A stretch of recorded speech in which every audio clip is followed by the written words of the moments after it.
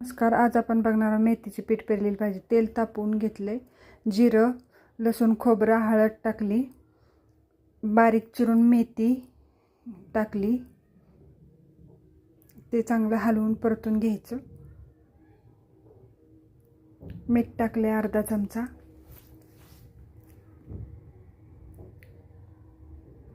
चांगलं हलवून घ्यायचं. ते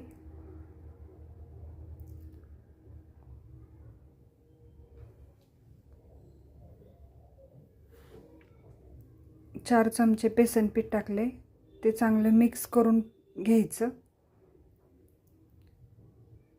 अजून 2 चमचे टाकले, पुन्हा चांगलं हलवून घ्यायचं मिक्स करून.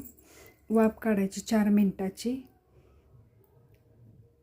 गॅस बंद केला आहे. पीठ पेरलेली भाजी तयार आहे. नक्की करून बघा. शेअर करा, लाईक करा, कमेंट करा.